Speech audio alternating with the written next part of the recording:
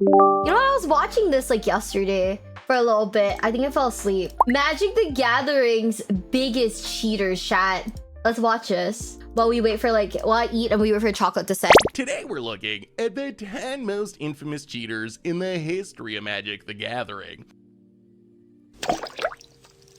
Number 10, Tomoharu Saito. Coming in at number 10 on our list, we have one of the best known control mages in the world, Tomoharu Saito, who has a Chad, do you know who this person is? In regards to cheating. There's two big reasons he's on our list. First, the cheat that got him suspended for 18 months back in 2001 is mind-blowingly stupid. Saito was about to how lose a bad match, was it? So what did he do? He picked up his deck and shuffled the cards around for no reason, and then offered his deck to his opponent to cut. His confused opponent cut the deck, at which point Saito called a judge and tried to get his opponent a game loss for performing an illegal game action by cutting his deck for no reason. Thankfully, it didn't work. The judge saw through the shenanigans, and Saito got an 18-month ban. Bro, what? But Saito's story doesn't end there. After serving his suspension, he came back on his best behavior and performed well enough to get elected into the Magic the Gathering Hall of Fame in 2010. But between being elected into the Hall of Fame and being inducted a couple months later, he managed to get another 18-month suspension. That's so stupid. What? Wait. So he was on the verge of losing. He picks up his deck, shuffles it, and then hands it to his opponent to cut.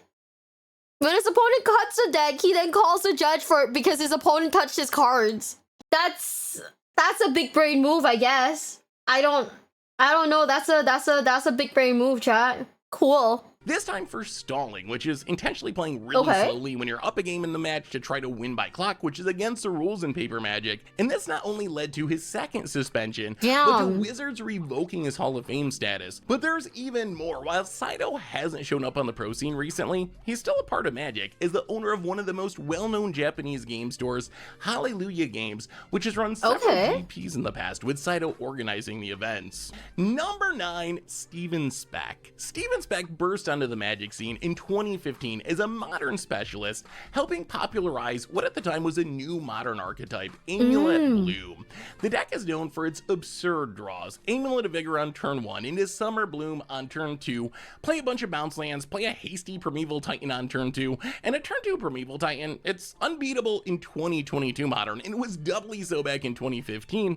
It seemed like Speck just always had the nut draw with the deck, which allowed him to top 8 multiple GPs and SCG events. Well, it turns out that Speck literally did always have the Amulet Bloom nut draw, because he was caught at Pro Tour Dragons of Tarkir, palming the perfect opening 7 and presenting a 53 card deck to his opponent. Interestingly, you can argue that this situation led to multiple bannings. Speck got 36 months from the DCI and hasn't been heard from since, and a few months later, Summer Bloom, the key combo piece from the Bloom Titan deck that Speck helped popularize with his absurd cheaty draws, ended up getting banned in Modern. It turns out the deck was really good, even without palming the perfect opening 7. Need some Summer Blooms of your own? Well, you can get them from our awesome sponsor, Card Kingdom, over at cardkingdom.com/mtggoldfish. Number 8, Fabrizio Interi. What makes Interi's cheating so interesting isn't so much how he was cheating. He was mana weaving his deck to make sure he got a good mixture of lands and spells in his opening hand. Or in 2022 terms, he was essentially playing Arena's best of 1 hand opening algorithm in best of 3 Paper Magic. What made it interesting was his response to getting caught. Unlike many cheaters who just disappear from the scene or try to convince people that they weren't actually cheating, and Terry wrote an article describing the cheat and exactly why he did it. The TLDR was that he claimed to cheat in the early rounds of Grand Prix because he liked playing Magic against other really good players, and this required him making it to the later rounds of the GPs, but losing to variants against lesser players in the early rounds would make that impossible.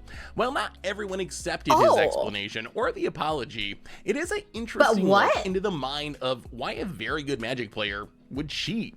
After serving an 18-month suspension, Interi returned to Magic and posted several finishes and even qualified for the Magic Online Championship in 2020, which is a sign that Interi can win without cheating, since it's impossible to stack your deck when you're playing digital Magic. Number 7, Jared Botcher. That's so stupid.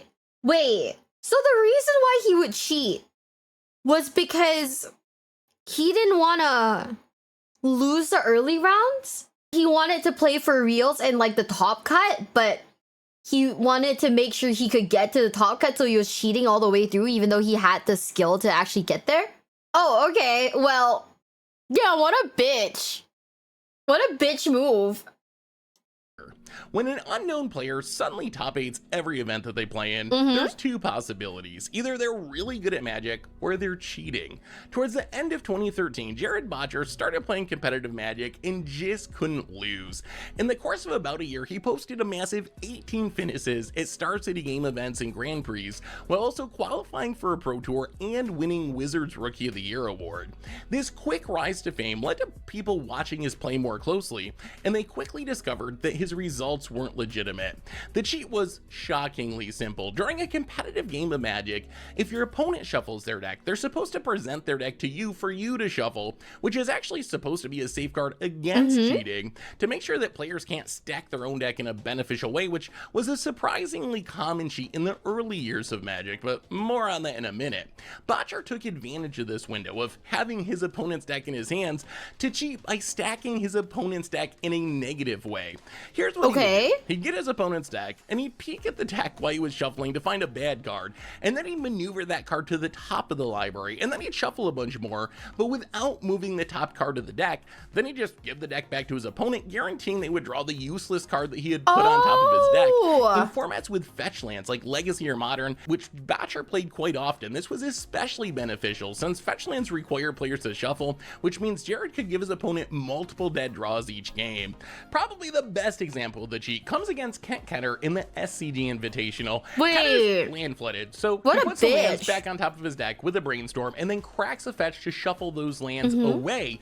And you can see Ketter shuffling his deck. Jared Botcher is just waiting for a chance to get his hands on his opponent's library so he can stack in a way that's going to hurt his opponent. So Ketter does his shuffling and then passes the deck over to Botcher to shuffle. And watch Botcher shuffle. The deck is pointing up at him so he can see the cards. He does this weird rifle shuffle where he can control what cards on the top of his deck, and from this point on, the top card of the library never changes. He shuffles the cards a lot and moves them around, but watch that top card, it never moves, so he knows exactly what's on top of Ketter's deck.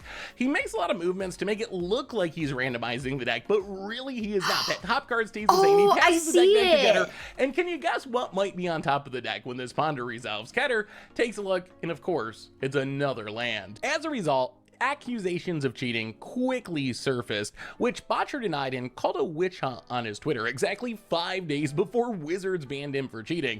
In the words of the immortal Brian Kibler, it seems that occasionally witch hunts turn up an actual witch. Number 6, Guillaume Mentignon. That is actually kind of crazy. I didn't realize that was something you could do. Like, sabotage your opponents like that. Goddamn. Yeah, I didn't realize that I thought opponents could only cut the deck. I didn't realize they could actually shuffle them for you in, like, Magic. That's crazy. Number 6, we have a different kind of cheating with the infamous new Phyrexia Godbook leak. A decade ago, when a new set was coming out, Wizards would give a Godbook, which contained images of every single card in the yet-to-be-released set, to certain members of the media so they could prepare content for that set. For new Phyrexia, one person who got the Godbook was Guillaume Mentignon, a pro player who also wrote for Lotus Noir magazine. Mentignon was under a strict confidentiality agreement, but ended up sharing the Godbook with some friends, including fellow pro Guillaume Wafo-Tapo. From this small circle of friends, the book leaked onto the internet at large, and next thing you know, everyone knew every card in New Phyrexia before spoiler season even started. Now you're probably wondering, how is sharing confidential spoilers cheating? Well, as a pro player, there's an advantage to having access to all the cards in the set before everyone else. You get a head start on deck building and figuring out the meta. In part thanks to this competitive advantage, Wizards banned 3 players attached to the leak for the entire time that New Phyrexia was legal and standard, and Mentignon himself got a 3-year ban for being the source of the leak. Number 5, Trevor Humphries. That's crazy. Remember the cheat that Jared Botcher used to win the Rookie of the Year award? Trevor Humphries was doing the same thing, stacking his opponent's deck with a bad card on top while shuffling. But there's 2 things that makes the Humphries situation unique. First, he got caught by Reddit during the finals of SCG Worcester. He forced his opponent to mulligan to 5 in game 1 using the cheat. And 1 Narset. The Ramaz replacing what typically is Rabblemaster in the slot, and I think Ramaz is a significant upgrade, though the biggest issue for Trevor is that his mana base is a little stretched as a result. He's on double white, double red. And double blue. Does have dissolves in the sideboard, though I can't imagine those are coming in. But he does have Dig Through Time in his main deck, so... Yikes. Not that Dig Through Time is a big player here, but... So you can see as Humphries is shuffling his opponent's deck, the cards are super visible, to the point where we can see them on camera, which is a pretty good sign that Humphries can see them himself, making it easy for him to stack the cards in any order he wants to, making sure his opponent's not going to get a very good hand here. He has to line up correctly. Yeah, if he can cast his stuff, it's a big upside for his mana base to be built this way, but that is the risk. Will he be able to cast his spells on time? I don't know, will he? Shit. Like he's not found what he's looking for. And then in game 2, he got him stuck on just one land using the cheat. What? Dylan appears resigned to his fate. It's a frenzied goblin. Temple of Triumph. Damn. And it looks like Trevor's hand is Mountain Plains, red removal spells, and Burmaz, if I'm looking at this correctly. Okay. That's a pretty good hand, given the matchup. Dragon Mantle, little cantrip. He all the lands on the bottom. That's so insane. Yep. Oh. And it looks like Trevor has the kind of hand that would be hard to beat even if Dylan had a very good hand. Yeah. And now this is just big time trouble. But the problem for Humphries was, this was all happening on camera with thousands of people watching, and those people were quick to call out the cheat, which led to him getting a 4-year suspension. The second notable part of Humphries cheating was his completely unhinged response to the 4-year ban from the DCI, which ended up creating a pretty big meme in the Magic community when he blamed it on underground dojo keyboard cage fighters. But let's just read the entire post from his Facebook. Entire collection for sale on a 4-year sabbatical. I guess I'm just as bad as all the nasty criminals of the world. Yeah, the rapists, murderers, felons, etc. I'm so bad I forgot that I'm the only one who knew how to sing. What? All you underground dojo keyboard cage fighters won. Yeah, I messed up. I gave in to temptation. I am human. I didn't threaten your personal life, your woman's, or let's play the game of how we publicly punish Trevor. A 4-year sentence? It's a freaking card game. Yeah, all the media fire you guys really got your justice. Effing clouds. Number 4. What? Wait, go back. I need to read that. Chat. This is how you crash out when you get caught cheating, I guess. See, chat, even if a guy is conventionally good looking, he could be fucking crazy. I'm not gonna lie, it being Magic the Gathering, that profile picture is kind of a flex. Chat, I want to be an underground dojo keyboard cage fighter. See, just because someone's conventionally good looking doesn't mean they're a good person. They could be fucking crazy. During the 2010s, Yuya Watanabe was considered to be one of the best Magic of me wearing players in the headphones? whole world. The What do you Japanese mean? pro had 5 Pro Tour top 8s, 27 Grand Prix top 8s, won Player of the Year twice, and was inducted into the MTG Hall of Fame in Damn, 2016. so he's like cracked. But that all came crashing down at Mythic Championship 2. You know, there's something about like esports guys and doing the esports poses. Oh. There's just something about guys and doing the esports pose. You know what I'm talking about? The esports pose? Hold up. Esports pose is wherever they do this, okay? You know I know my shit. Okay, chat. The esports, this is a Jesus. Chat. The esports pose. This is the first one where they're like the camera's like right here, but then they're all like this, or when they do this, you know, or they're just like, or they're just standing straight like this. This is a team captain pose. This is a team captain pose. This is if you're like the AD carrier or whatever. And then like in the recent years, like these are the esports poses, and they all do that. And then and then for a while in League of Legends they used to do this. Like, what does this even mean? I don't even know. Yeah, right. You know what I'm talking about. And then the recent years, you have like the Korean guys who do this, you know, and it's like, oh, fire banger. You guys are great. Never change, Korean guys. But yeah, they can do the JoJo poses, like they can do the fun JoJo poses, but instead they just choose to do. Oh, sometimes they're like this. You know, they're like aura, or they're like aura. But it's like, be more talented.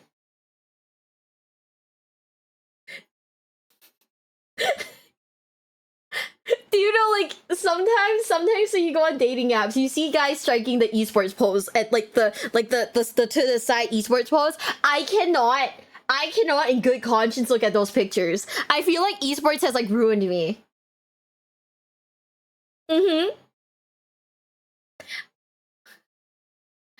Like, those poses have ruined me, and I cannot look at them the same. My ref sheet poses or Leo's poses, babes, no. My honkers will save it. You're so hot. I believe you'll save anything. Trust. The format was modern, and Watanabe was playing everyone's favorite deck, Tron. While I wish playing Tron was against the rules, it's not. So what's the problem? Well, it turns out that Yuya had marked the sleeves of his deck so we could tell exactly where the Tron Lancers, his tower, power plant, and mine were. In fact, he even took it a step further and marked the sleeves differently for each Tron land, so we could tell a Urza's tower from a Urza's mine from a Urza's power plant. Which is pretty beneficial when the entire goal of a deck like Tron is to get one of each land on the battlefield. The end result was that Watanabe was suspended for 30 months, removed from the Magic Pro League and the Hall of Fame. Interestingly, his sponsor Cygames, which makes the online card game Shadowverse among other games, stood behind Watanabe, who somewhat confusingly denied the cheating. Even though Watanabe's suspension is up, he hasn't posted any Magic results since the now infamous Tronland incident, and instead he seems to be focusing on Shadowverse. Number 3, Mark Justice. But is he cheating in Shadowverse is the question. The Haunts game. Do you know what's the thing? I get so scared sometimes when I buy oversleeves, because like oversleeves are like super common in Asia, right? Like almost everyone's deck has like oversleeves on them because we all use like the really cute like sleeves and whatnot, right? So one of the like big issues, right, kind of came with I bought like oversleeves, like broccoli ones. That's like a popular Japanese brand. When we put them all to the side, me and my friends, we put them all aside, we looked at them, all of the oversleeves were like different heights. It was so weird. You could like tell that they were all different. The early days of professional Magic were known for cheating. While researching this video, Man, I was shocked to imagine find out how cheating. many players in the late 90s thought that mana weaving, the cheat that number 8 on our list, Fabrizio and Terry got banned for 2 decades later, was perfectly acceptable. The problem was so bad that 2 of the biggest names in Magic in the late 90s are now mostly known for their cheating rather than their gameplay skills. It's a tournament of Magic today at Motel California. Magic the Gathering. The strategic card game where 2 players duel against each other by using their cards to cast spells and summon creatures. Today we brought together some of the best players from the Pro Tour 4, the MTV Invitational, presented by Magic the Gathering. Shut up. Enjoy 2? No problem. On MTV? All right, what do you got for me, man? Boy, Justice is really putting the pressure on. These guys don't look that tough. Cool. Pretty strong play. You don't think Justice is tough? He started a riot at a tournament last year. What? I got 4 cards. He's been on the tour 3 straight months. It's a constant mental drain. You gotta be focused every day. Turn 4, so tap this. Block Wait. here. Block here. Block here. Come on, you gotta slop it. What are you doing? Who's the fast talker? This cannot be a real. This cannot be a real. This cannot be a real ad. What? Come on, you're getting sloppy. Bro, what? They're playing Raw? They are playing Raw. In the 90s. That's the 90s? Chat. This being on MTV is so insane to me. Don't look at how he lived. Can I judge you guys a little for this being on MTV? The uncovered cards, the sunglasses, I guess they're playing on the beach or something. I don't know. Look, times are hard in the 90s. You're saying it as if like MTV was a target demographic? I thought MTV was like the cool people, like if you're cool, you watched MTV. Like, he starts playing as fast as he can once he sees a weakness. Flip it. Call. Call it. We're pretty serious. What the hell? They don't win, they don't eat. They don't win, they don't eat. That's Hammer. His opponents say he's psychic. He watches for patterns that people fall into. By the time he plays you, he knows what you're thinking and what you're gonna do better than you do. What? Bolt you. Seeker you. Hammer. Exile. Again. That card being bent kind of hurt me in my soul. Oh no. So you don't think we're tough, huh? Magic the Gathering. Like the magic of life, you can't win if you don't play. Chat. So you don't think we're tough, huh? I feel like I could beat up these. I feel like I could beat them up. I feel like I could beat them up. Hi besties, it's me, Miwa, and if you're enjoying today's video, please consider subscribing, okay? Like, please, please, please, please, please, please, please, please, please, times 1,000,000,000. I'm like, really asking this of you, ne? Is this a Vegas ad? No, this is a Magic the Gathering ad. I feel like I could beat them up, chat. Oh my god. Like, hi, I have the raw anger of a honey badger. I'm fucking, you know, just smack him a little bit in the face, right? You probably could. Hell yeah, I could. Right, chat? Wabuka. It's just me saying Wabuka. Gotta bend your cards to inflict psychic damage? Okay. How about like every time I lose a duel, I look at my opponents in the eye and I eat one of my cards? For a brief period of time between 1995 Is that and like 1999, Chad Mark Justice Alpha? was the golden boy of Magic. Picture Brian Kibler or LSV more recently. Okay. That was Justice in the late 90s. But just as quickly as Justice rose to fame, he faded from the scene due to allegations of cheating. Mark Justice, you're amazing. So good. As Justin Schneider would say. Perhaps Imagine the most cheating. infamous instance was his fourth muscle sliver at GP Atlanta, or GP Cheatlanta as it's gone down in MTG lore. The story is that Justice drafted 3 copies of Muscle Sliver for his deck, but that wasn't enough for Mark, so he went and bought a 4th copy from a vendor and added it to his draft deck. The problem for Mark is the early Magic set print runs were super inconsistent, with cards looking different depending on which print run they came from, so the 4th Muscle Sliver looked noticeably different than the rest of the cards in his deck, which was quickly noticed by a judge. This led to an investigation, which involved the judge talking to the vendor that sold Justice the single copy of Muscle Sliver. When Mark was questioned, he admitted, well, not that he really had a choice, but he admitted that he bought a Muscle Sliver from the vendor, but claimed that he wasn't cheating. He said that he actually opened 4 Muscle Slivers, but one was damaged, so he threw it away and bought a replacement. The judge was like, oh sweet, there's only 4 trash cans in this hall. Which one did you throw it in? But Justice said he Are they gonna check it? So the judge said, you know what, let's just go search all 4 trash cans. If we find a Muscle Sliver, then everything's gonna be cool. But Mark turned down that offer as well and was disqualified for cheating.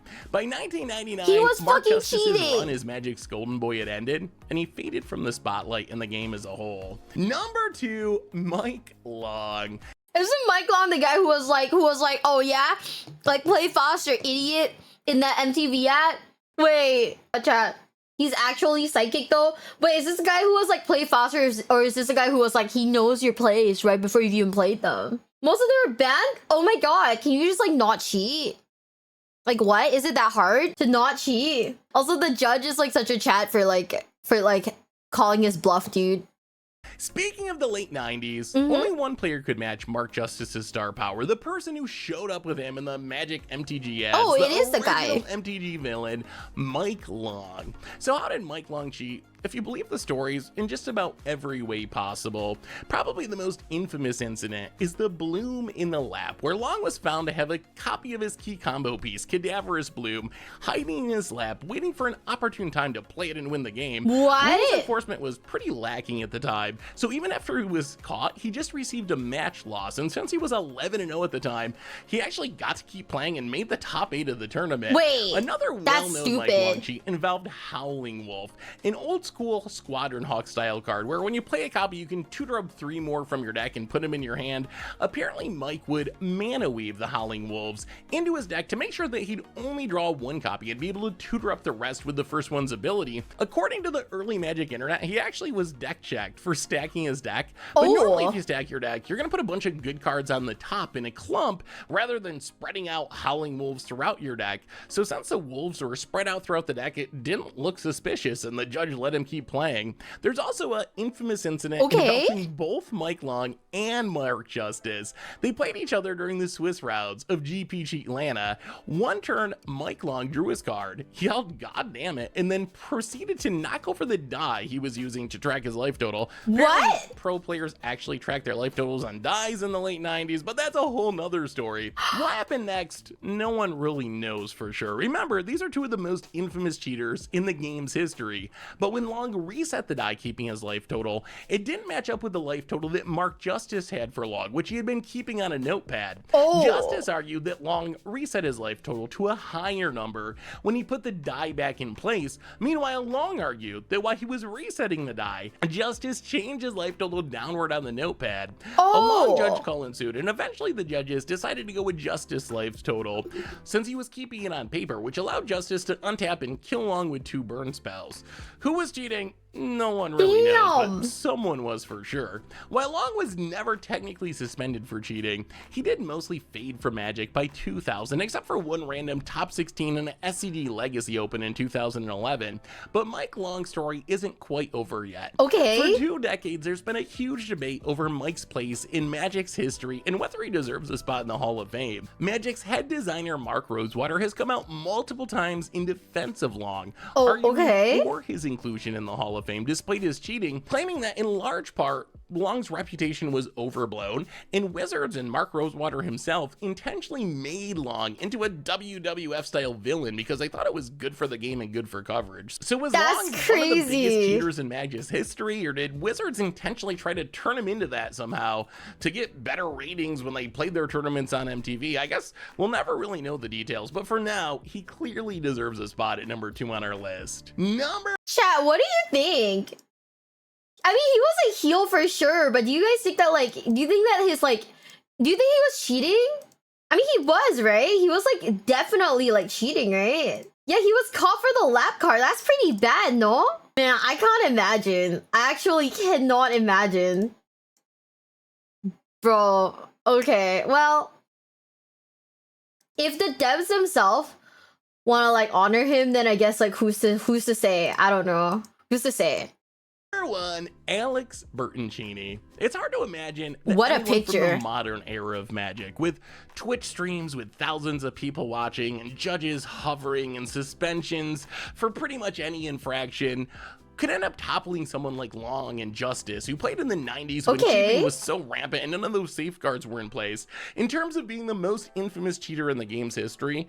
But Alex Bertoncini found a way. Alex started playing in the SCG Tour in 2009 and quickly rose to prominence, winning the tour's Player of the Year title in 2010 and snaking a coveted gig writing for the site. Along the way, rumors swirled about the possibility that Bertoncini was cheating, but part of the reason that Alex was such a successful cheater, at least for a while, is that rather than pulling off big obvious cheats like hiding cards in his lap or palming the perfect opening 7, he would do small things that were really easy to write off as sloppy play. The most famous example is probably 2 Explorers, where Alex not only managed to get an extra land drop on the battlefield, but did it in such a convincing way that he even had his opponent vouching for him.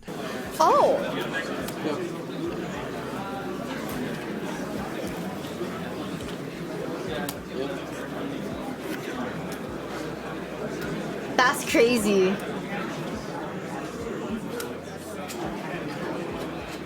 You can see here on turn 2, Alex plays his first Explorer, giving him an extra land drop. Yeah? So far everything's fine, but here on turn 3 we see the cheating take place. Alex makes his land drop for his turn, and then casts another Explorer, the second Explorer, 2 Explorers, giving him an additional land drop. Okay, what's the significance Alex makes his second land drop for the turn, the Explorer land drop, and then immediately preordains.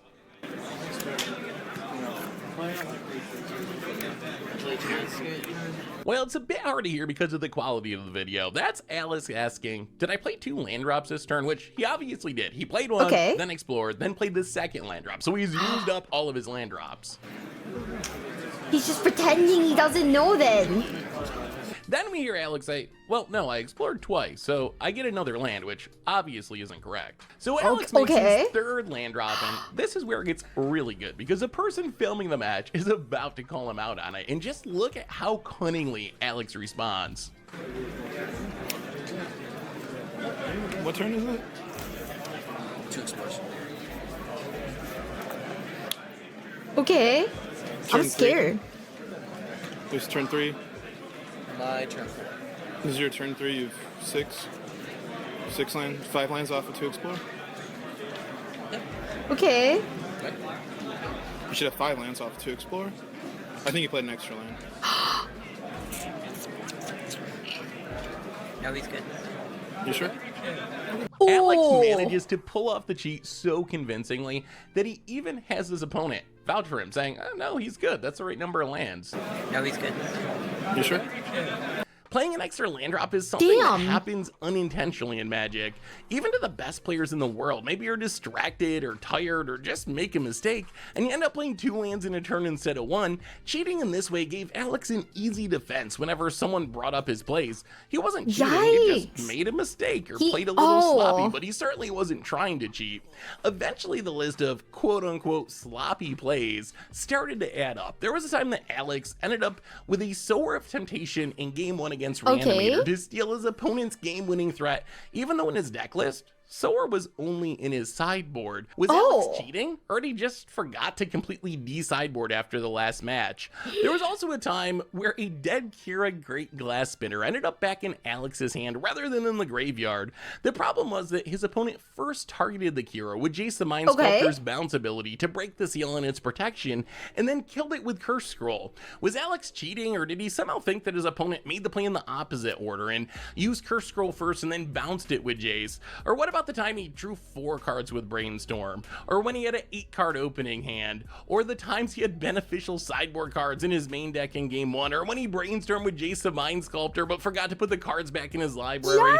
Why not all of these cheats were caught on camera? They're all part of the lore of Alex Bertoncini, and as you can see, any of these plays by themselves are easy to write off as mistakes or sloppy play. Yeah, but then if you're that sloppy, some powerful defenders in the pro community. There were articles on Channel Fireball from Matt Sperling talking about how he shouldn't be banned. There was an article by Cedric Phillips in 2010 on Star City Games saying, to all those who call Alex Bertoncini a cheater, give it a rest. Chances are he might just be good at playing Magic the Gathering, or he cheated his way to the top of the SCG Player of the Year race in front of the same judges in GGS live cameras on a weekly basis. Yeah, it's certainly one of those two things. So how did Alex finally get caught and get suspended with these powerful defenders and also a pretty foolproof way of cheating that was hard to detect?